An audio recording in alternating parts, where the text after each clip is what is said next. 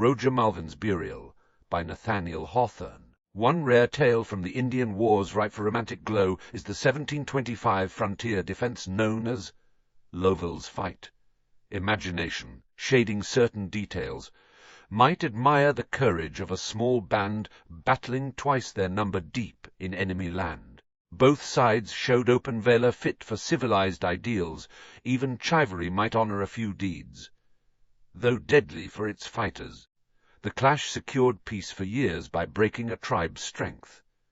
History and lore detail it well, and the scouting captain earned fame rivaling leaders of vast armies. Some events here, despite fictional names, will ring familiar to those who've heard old men recount the fate of the few who limped away from that fight. Early sunbeams danced on treetops where two wary, wounded men had slept on withered oak leaves at a rock's base, near a gentle hill's crest. The granite slab loomed 15 or 20 feet above, its smooth face like a tombstone etched with forgotten veins. Around it stretched acres of oaks and hardwoods, not the land's usual pines, with a young sapling sprouting nearby. The older man's severe wound had likely robbed him of rest. At dawn's first touch, he sat up painfully. His lined face and graying hair marked him past middle age, his strong frame still fit but for the injury's toll. Exhaustion shadowed his haggard features. A despairing glance into the forest showed he knew his journey was done. He turned to the youth beside him, barely a man, asleep fitfully with head on arm, clutching a musket. Pain twitched his face, dreams replaying the battle he'd survived. A shout in his sleep emerged as a murmur, waking him. His first thought was his companion's state. The older man shook his head. "Reuben, my boy," he said, "this rock we rest under will be an old hunter's tombstone. Miles of wild woods lie ahead, and even if home were just over that hill, it wouldn't help. The Indian bullet hit harder than I thought." "You're worn from 3 days' march," said the youth. "Rest longer, and you'll rally. Stay here, I'll find herbs and roots for food. After we eat, lean on me and we'll head home. With my aid, you'll reach a frontier post, boy." "There's not 2 days' life in me, Reuben," he replied calmly. "I won't drag you down with my useless weight when you can barely stand. Your wounds are deep, your strength fading fast. Go alone, and you might survive. I'll wait for death here." "If so, I'll stay and watch over you," said Reuben firmly. "No, my son, no," said the other. "Let a dying man's wish sway you. Give me your hand and go. Will it ease my end to think I've doomed you to a slower death? I've loved you like a father, Reuben, and now claim a father's right. I order you to leave, so I may die in peace." "Ah, because you've been a father, should I abandon you to rot unburied?" cried the youth. "If your end nears, I'll stay, hear your last words, dig a grave by this rock. If my strength fails, we'll rest together. If heaven grants it, I'll get home." "In towns where men live," said the other. "They bury their dead, hiding them from sight. But here, where no one may pass for a century, why not lie under the sky, blanketed by oak leaves come fall? This grey rock will mark me, Roger Malvin, hunter and warrior, for future travellers. Don't linger for this folly. Go, if not for you, for her who'll be left alone." A Malvin's faltering voice struck Reuben hard, hinting at duties beyond sharing a doomed man's fate. Duties to Dorcas, his daughter. Selfish stirrings crept in too, though he fought them.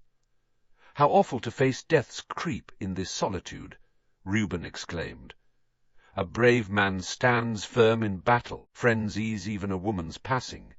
But here—" "I won't falter, Reuben born," Malvin cut in. "I'm no weakling, and if I were, a stronger comfort than friends upholds me. You're young, life's precious to you. Your final hours will crave solace more than mine.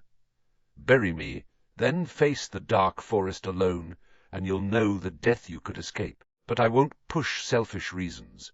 Leave for my sake, so I can pray for you and settle my soul free of earthly grief.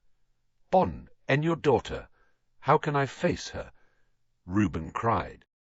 She'll ask of her father, whose life I swore to guard. Must I say I marched him 3 days from battle, then left him to die? Better die here than return and tell her that. Tell Dorcas, said Roger Malvin, that, though wounded and weak, you bore my steps miles on, leaving only when I begged, lest your blood stain my soul. Say you were faithful through pain and peril, that you'd have bled out for me if it could save me. Tell her you'll be more than a father, that my blessing rests on you both, and my dying eyes see your long, happy path together. Malvin nearly rose, his words painting joy in the grim woods. But as he sank back, Reuben's spark dimmed. Happiness felt like sin now. Malvin pressed on gently. Perhaps I misjudged my time, he said. With swift aid I might heal. Survivors must have reached the frontier by now, and help's on the way. If you meet them and guide them here, I might yet sit by my fire again. A faint smile crossed the dying man's face, kindling hope in Reuben. No mere selfishness or Dorcas's plight could have swayed him then. But the chance to save Malvin flared into near certainty in his eager mind. There's solid reason to think friends are near, he said half aloud. One coward fled the fight unhurt. He'd have run fast. Every man would grab his gun at the news. They may not roam this deep, but I could meet them in a day. Advise me true, he added, turning to Malvin, doubting himself. In my place would you leave while life lingered? 20 years ago. Malvin sighed, hiding the vast difference. I escaped Indian capture near Montreal with a dear friend. We trekked days through woods till he collapsed, begging me to go on, knowing we'd both die if I stayed. With slim hope, I piled leaves under his head and pushed on. Did you save him? Reuben asked, clinging to the tail. I did, said Malvin. I found hunters before dusk, led them back. He's hale now on his farm, while I lie wounded here. This story, and subtler urges Malvin didn't see, tipped Reuben's resolve. Go, my son, and heaven guide you, Malvin said. Don't turn back if you meet help. Send a few this way instead. My heart will lighten with every step you take home. Yet his voice and face shifted, hinting at the grim fate awaiting him. Half convinced he was right, Reuben rose, ignoring Malvin's wish to leave no food. He gathered roots and herbs, their scant fare, and piled dry leaves for a bed. Climbing the rock's rough side, he bent the sapling, tying his blood-stained handkerchief to its top as a marker for rescuers, vowing by that blood to return, alive or dead, for Malvin. He descended, eyes down for parting words. Malvin gave calm, detailed advice for the forest trek, as if sending Reuben to hunt while he stayed safe, not as if this were his last human sight. But his firmness wavered at the end. Take my blessing to Dorcas, he said. Say my last prayer is for you both. Tell her not to judge you for leaving me. Your life wouldn't have swayed you if it could have helped. She'll wed you after mourning me. May you have long, happy days, your grandchildren at your bedside. And, Reuben, he faltered as death neared, return when you're healed. Bury my bones by this rock and pray over them.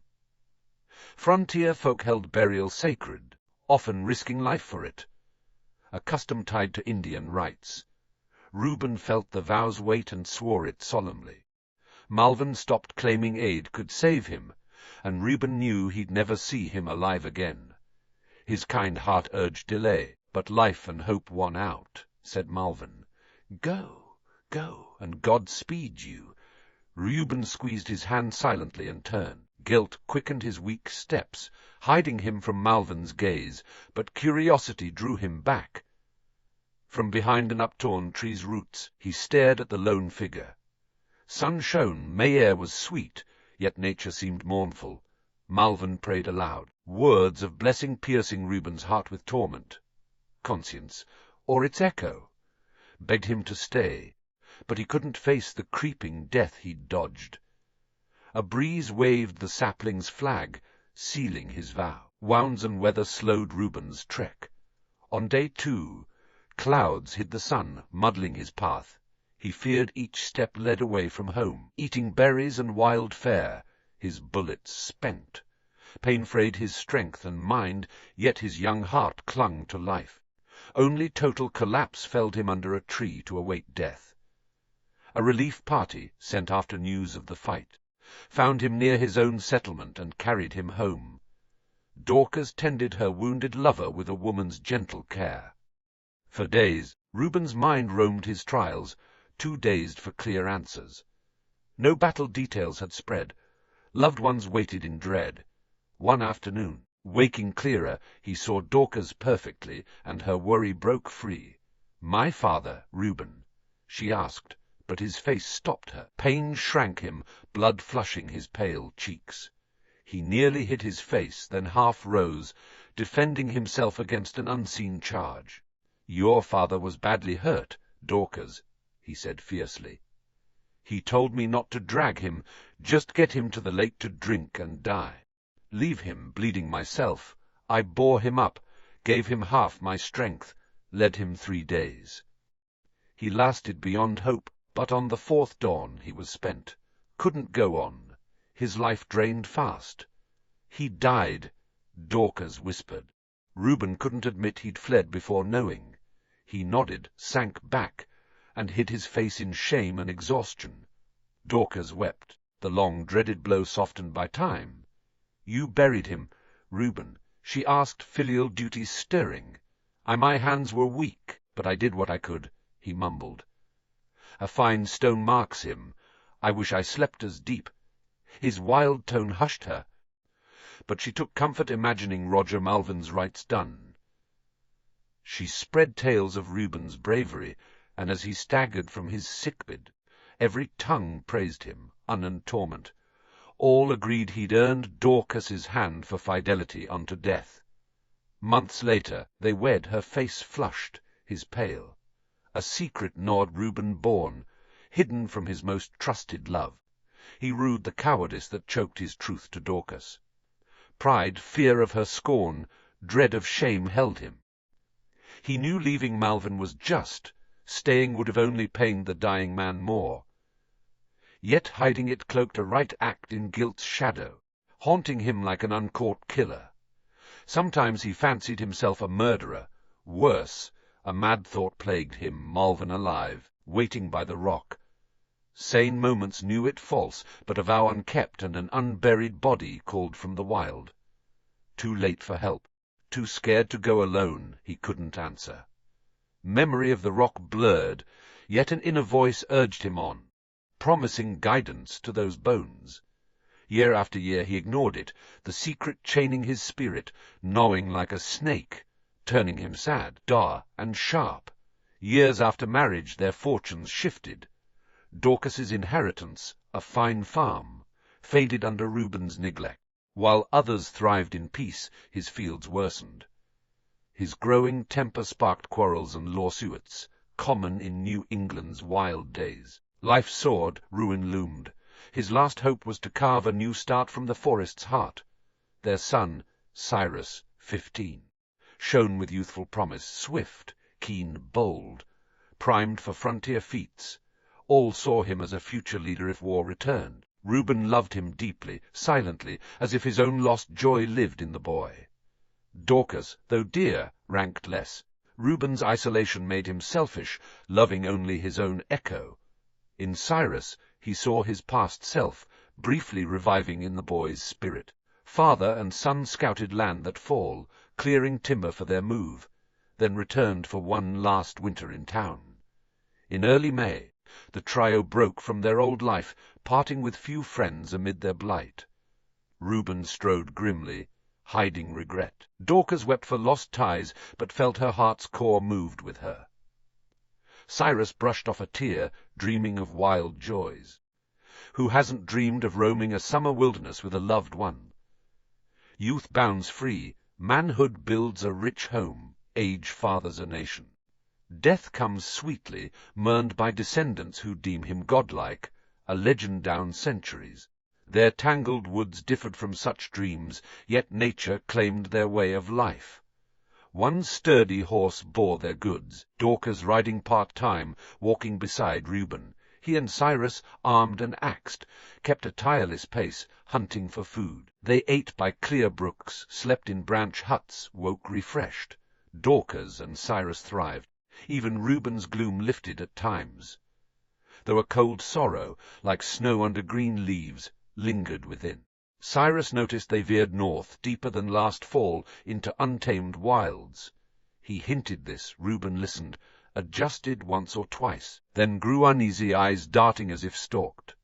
Cyrus let it go, untroubled by the mystery despite a growing weight. On the 5th day, near sunset, they camped in a wild hollow amid petrified swells. Dark pines loomed, groaning as wind swept through, or fearing the axe. Reuben and Cyrus hunted while Dorcas cooked. Cyrus bounded off nearby, Reuben went opposite. Dorcas sat by the fire on a mossy log, reading the year's almanac, their sole book save an old Bible. Outcasts cling to time's markers. She noted it was May 12th. Reuben jolted. The 12th of May. I'd remember that, he muttered, mind swirling. Where am I? Where am I going? Where'd I leave him? Dorcas, used to his moods, missed the oddity. She spoke mournfully of old grief. It was near this time, 18 years back, my father left us. You held him, cheered him, Reuben. That care's eased me often. Death alone out here would have been grim. Pray heaven, Dorcas, he choked. None of us dies alone and unburied in this wild. He rushed off, leaving her by the fire. His pace slowed as her words' sting faded. Strange thoughts gripped him. He wandered like a dreamer, not a hunter, circling near camp by chance, in a hardwood tract, not pines, amid thick undergrowth and leaf-strewn gaps. He mused on the pull luring him deep. He sensed a divine call to atone, hoping to bury those bones and find peace. A rustle broke his reverie. He fired at a shape in the brush. A low moan marked his hit, ignored as memory crashed in. The thicket hugged a swell's crest, near a rock like a gravestone, its twin in Reuben's mind. Veins still traced forgotten script. Bushes now hid its base, where Malvin once sat. The sapling was now an oak, lush below, blighted above. Its topmost bough once flagged, dead. Reuben trembled. Whose guilt withered it? Dorcas set a cosy table on the log with cloth and pewter, a bright speck in the wild. Shadows deepened as firelight climbed the pines. She felt content with her loved ones, singing a frontier tune of winter joy. Its refrain wove love and home into poetry, banishing the gloom until a gunshot nearby made her jump. She laughed, proud. "My brave hunter! Cyrus got a deer!" She cried, expecting his tale. He didn't come. She called, "Cyrus! Cyrus!" No answer. Sure the shot was close, she went to help with the kill, singing to draw him. She scanned trees and brush for his playful face. Dusk dimmed the woods, tricking her eyes. His face seemed everywhere, even beckoning by a rock. It was just an oak's-fringed trunk, a branch waving. Rounding it, she found Reuben, gun butt down, staring at his feet. "What's this, Reuben? Killed a deer and dozed off," she teased. He didn't move or look up. A chill fear crept in. His face was deathly pale, locked in despair. He ignored her. "For heaven's sake, Reuben, speak!"